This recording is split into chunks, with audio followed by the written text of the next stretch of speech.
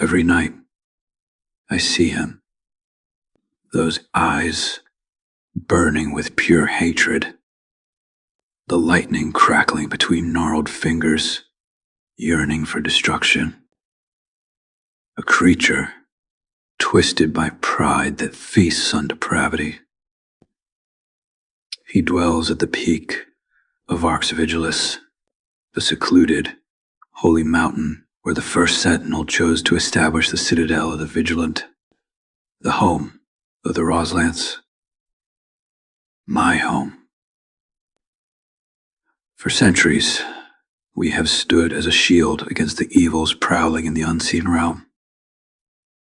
Now an agent of hell has set his gaze upon us, and his poison corrupts all that it touches. I do not know what is to come. What I do know is that I will not live long enough to stop it. I can only pray that, with these tapes, I might equip our ancient order with the wisdom to stand against the coming storm one last time. And so, let us begin. Tape 001, titled Exsolutus. Recording May 2000 by Primus Heiser of the Ancient Order of the Roslance, regarding the vision that haunts my nights, depicting the desolation of the order I have faithfully served for nearly 3 decades. Recording begins. My name is Heiser, and I have dutifully served the Roslance for nearly 60 years, almost my entire life. Our ancient order pursues a holy, righteous mission from our Lord to defend the world against threats that lurk in the unseen realm, in the incursions that break through the veil to torment mankind. I am proud to say that I have done my best to steward every position the Lord has granted me during my tenure. For my first 30 years, I battled unknown forces and agents of darkness as a member of the Sentinels, our warrior branch, which finds its hallowed roots in the first days of the first century. A Sentinel's life is hard, violent. Few souls survive their first 3 years, let alone 3 decades. Demonic powers and other foes that lurk beyond the veil gorge on suffering and decay. To them there is no more pleasing aroma than death's stench, no more joyous chorus than the wails of a broken mind, no sweeter taste than the corruption of the human spirit. Despite our enemy's best efforts, they only succeeded in breaking my body. So, for the last 30 years, I've rolled around our hallowed halls on this forsaken chair. The first few years after my injury left me in a depressed malaise. How is one supposed to react when you're robbed of your ability to walk? For most of my life, my body was my weapon. It was what gave me purpose. I was God's warhammer, smashing the plots of the wicked with righteous fury. I was a shield to the innocent, protecting them from devious entities beyond their comprehension. When they took my legs, it was as if they took my very identity. Without my body, I was set adrift. For years, I wandered aimlessly, with a hardened heart and a wounded, but not dismantled faith. Yet, as the Lord is one to do, He dealt with me graciously. I remember being summoned to Primus Cole's quarters at the Citadel's peak. He took me on to his overlook, where we surveyed the Swiss Alps at sunset. Joseph was a kind man, with soft blue eyes and perpetually rosy cheeks that shone beneath his white beard. I remember how he put a sturdy but gentle hand on my shoulder, and the wisdom that flowed from his lips. "Thomas, the sun is setting on this world," he'd said to me in his gruff voice. All of us are called to do the Lord's work in these last days. Joseph looked down on me with a narrow gaze, like he was peering into the deepest reaches of my soul. The time has come for you to put your hand back to the plow. Your body may be broken, but your mind is sharp. That is the weapon we'll need in this final war. He spoke to me about becoming an acolyte, to train my mind as I once trained my body. As if Joseph knew the mission that the Lord had laid ahead for me. So, for the next 15 years, I scoured the Roslance libraries, consuming a lifetime's worth of knowledge. My tenure as a sentinel left me uniquely qualified to equip our warriors with essential knowledge as they embarked on their battles with evil. There I saw how God wielded our holy society as his weapon. I saw how the studies of the acolytes served as a whetstone, sharpening the sentinels as blades when they struck out against the wicked. Few sentinels become acolytes, and vice versa, so few men and women have been able to perceive our holy mission from such a perspective as mine. To this day, I believe that is why my peers elected me to succeed Joseph as Primus of the Roslance. I see now how the Lord used my injury to forge me into a leader who could guide sentinel and acolyte alike. For 15 years I have served as Primus, and the Lord has blessed our efforts. Our sentinels have driven back darkness across the globe, and our acolytes have uncovered truths long thought lost to history. Yet now, I feel this creeping dread that I cannot shake. Something vile has set its glare upon the Roslance. My nights are haunted by visions of suffering and corruption. It threatens our order, and I fear what will come when my time is up. That is why I have taken up this investigation and am leaving these recordings. I know now that I will not live to see the crescendo of this final war Joseph spoke of so many years ago, but I can strive to decipher, with the time I have left, the vision that stalks my dreams and the plots of the powers that threaten our holy order. I may never decipher this enigma, but perhaps these recordings might help another finish what I've started. Alongside recounting this dream and speculating of its meanings and origins, I will delve into various cases housed within the Roslance archives. My hope is that there are clues hidden within the battles we've documented with the forces of darkness that can help someone, someday, counter the demonic plot looming just beyond the veil. Dream recounting begins. In this dream, or rather nightmare, I find myself standing in the meadow at the foot of Archangel, in front of the massive archway that is the entrance of the series of carved tunnels and expansive rooms that compose our headquarters, forged by the brilliant architects of the ancient world. Unsettling clouds loom above, dimming the sun's light and warmth. I move toward the granite doorway, as I have thousands of times before. Yet this time, all the feelings of familiarity and comfort that comes alongside a place one calls home has been ripped from the atmosphere. As I approach the door, I notice a faint stench of rot that strengthens with each step forward. A muffled moaning emanates from within, marked by perpetual pain and unrelenting suffering. It too strengthens as I draw closer.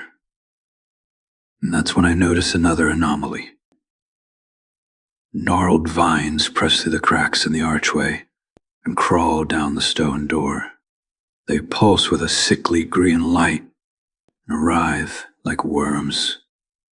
With each repugnant beat, the tendrils emit a puff of smog.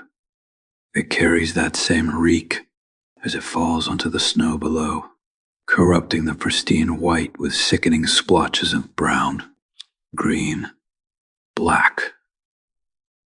That's when the door groans open, mirroring the moaning from within, as if the fortress itself is racked with agony. Still, I am beckoned within. When I enter, I'm struck with a wall of that unbearable stench. The vines are fused onto every surface like grotesque roots. The corruption they exude puffs into the air before dropping to the floor, caking the floor in its revolting ash. The tendrils writhe like serpents, coiling around every surface with suffocating pressure. I reach for one. My fingers brush its corruption. Scales flake off the vines like a serpent shedding. Then a sharp hiss threatens me. These are no vines. I venture further into the dark doppelganger of my home. As I navigate the winding corridors, I pass familiar acolytes and sentinels. Each of them is wrapped in diseased serpents. When I pass them, their faces are wrong. Their eyes are glazed with a milky white sheen. Festering blisters and boils cover their skin, oozing the same corruptive substance as the vines. Each person I pass wears the same sinister smile, spliced with an aura of smug satisfaction, as if they take nothing but joy in the degradation of this hallowed place. What truly unsettles me is their teeth, jagged, serrated like a goblin shark's. Congealed blood stains every fang, and every so often, one of them would lick their teeth with a forked tongue. Still, I continue deeper into the abyss that was once my home, as if I were being compelled by some unseen force. I pass through the libraries, the mess halls, all teeming with these beasts masquerading as men. As I rise toward the fortress's top floor, the distraught moaning grows more distant. When I stand at the precipice of the Primus's chambers, my chambers, the sound has nearly vanished. That's when my chamber doors swing open. I drift through the place that I've lived for 15 years, as if dragged by an invisible hand. I float to the overlook where Yosef once set me on the path to becoming the Primus of the Roslance. Yet it is not Yosef who awaits me. A hooded figure stands on the overlook. His black robe is frayed at the edges, adorned with green runes that pulse alongside the heartbeat of the branching serpents. He turns, lowers his hood, and lifts his gaze to meet mine. His glower is cold. He's the only being that has recognized my presence thus far. The corruption's brown, green, and black ash replace the whites of his eyes. His face is an unnatural amalgamation of man and bull. Twin gnarled horns jet from his skull like a grisly crown. He speaks without moving his slender, diseased lips. Darkness rises from the abyss. Soon it will swallow the world in glorious shadow. You toil in folly, thinking to serve one master while serving another. You set your hand to the plow, but you shall reap no harvest. We broke your body.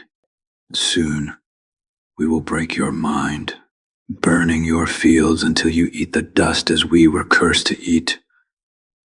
You are no weapon. You are kindling. Dark eyes flare with sinister exhilaration, as if taunting me. Outstretching his hands to the side, I see the malicious serpents crawling through the pale skin in his wrists as they descend through the cracks in the stone tile to infest all of Archangel. That's when I noticed the broken shackles that adorn his wrists, and the lightning that whirs in his palms. Our eyes meet once more. A smile slithers across his face, displaying rows of blood-stained serrated fangs. And he speaks once more. Exsolutus sum. Dream ends. As I reflect on this dream, there are a few traits that stand out. Firstly, the corruption that infests our fortress seems to represent a coming insurrection, likely incited by the being who taints the entire mountain. Is this the person who will immediately succeed me upon my death? Perhaps a future Primus, or a dark interloper that whispers from beyond the veil? I cannot say. The lightning and bullish imagery fit several depraved entities from the ancient world. I will need to do more research to identify our malefactor. Perhaps I should consult Philip or Royce. If the doctors are right, it would be wise to warn my most brilliant pupils of the threat before it is too late. Another peculiar aspect of the dream is the relationship between these serpentine vines and the corrupted members of the Roslance. They seem to exist in some sort of grotesquely symbiotic relationship, but I remain blind as the particular mechanisms that could create such a symbiosis, and how that will manifest if this terrible prophecy ever comes to fulfillment. The moaning also puzzles me. In every iteration of the dream, I am not permitted to see where the vile vines that originate from this dark interloper end. All I know is that they had a penchant to descend. No matter what effort I expend in following the moaning, I can never find the source of the agony. Perhaps more will be revealed in time. Time. It's the one thing I have little of. All that's left is to pray that the answers will come soon. Still, what troubles me most are the words spoken from this dastardly creature who stands on the overlook. Exsolutus sum. The phrase is Latin and explains the broken shackles. Its translation: I am unbound.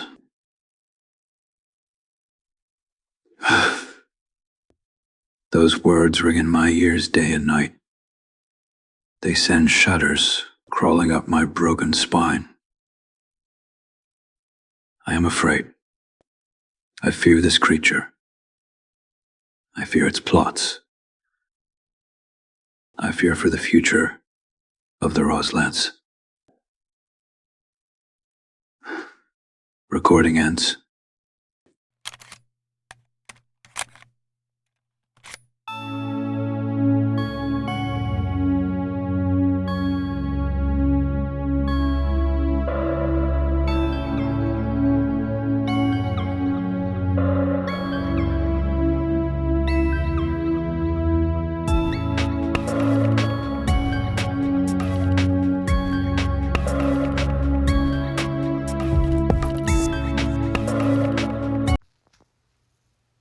Hey everyone, Luke Constantine here.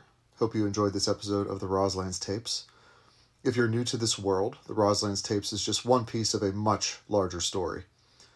The world of the Roslance continues in my Seven Lampstands book series, beginning with Archangel's Blade, an epic supernatural thriller where ancient evil collides with the modern world, and the war you've just glimpsed in these tapes erupts into the open.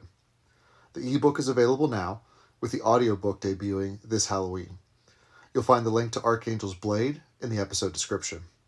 If you want to go even deeper, subscribe for updates and get your free copy of The Unbinding, a story within the Seven Lampstands universe where a mass vigilante disrupts the summoning ritual of a prolific serial killer. You'll find that link in the episode description as well. Thanks again for listening, and remember, some wars are fought long before the world even knows they've begun.